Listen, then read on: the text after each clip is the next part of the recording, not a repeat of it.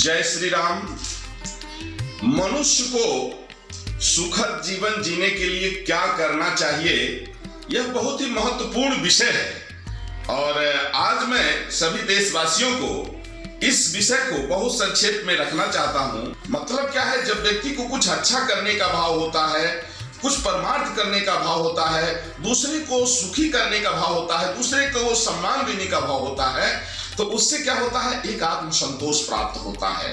और साथ ही साथ में जो हमारी उपासना पद्धति है, उपासना पद्धति का मतलब यह है कि हम अपने जो हमारा अध्यात्म है, जो हमारी पूंजी है, हम जो भी समय मेडिटेशन ध्यान करें। आज तमाम लोग डिप्रेशन में जा रहे हैं, परेशानियां हैं, और उसके लिए तो डॉक्टर भी बताते हैं कि थोड़ा सा प्राणायाम कर लीजिए, थोड़ा ध्यान करिए तो उससे अच्छा होगा।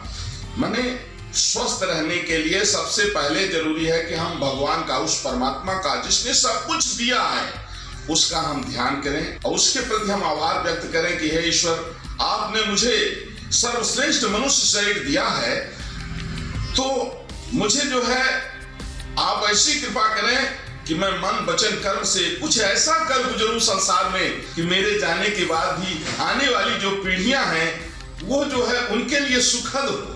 जैसे दूसरे ने पेड़ लगाया तो हम खा रहे हैं, तो कुछ ऐसा हम कर चले समाज में जो आने वाले लोगों के लिए भी सुखप्रद हो। इस तरह के भाव रखना।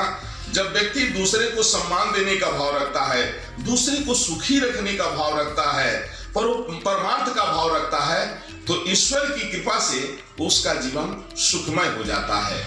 और भावना सबसे बड़ी होती है। जैसे हम अगर चाहें कि हम पूरे विश्व का दुख दूर कर दें तो भले न कर पाएं, लेकिन जो मेरे अंतःकरण का भाव है कि सब सुखी हों, जो हमारे यहाँ कहा जाता है कि सर्वे भवन्तु सुखिनः, सब सुखी हों, ये जो भाव है, यह भाव से व्यक्ति के जीवन में इतनी निर्मलता आ जाती है, विचारों में, कर्मों में, और यह जो निर्मलता है वो परमात्मा को प्राप्त करा देती है। ईश्वर की प्राप्ति का सबसे बड़ा कारण है मन की निर्मलता। और मन निर्मल तब होता है जब हम दूसरे के प्रति अच्छा विचार रखें, दूसरे के सम्मान देने का भाव रखें, दूसरे को हम दूसरे की सेवा करने का भाव रखें, तो उससे क्या है, मन निर्मल होता है। और निर्मल मन जन सो मोहि पावा। जब मन निर्मल होता है तो ईश्वर की प्राप्ति होती है।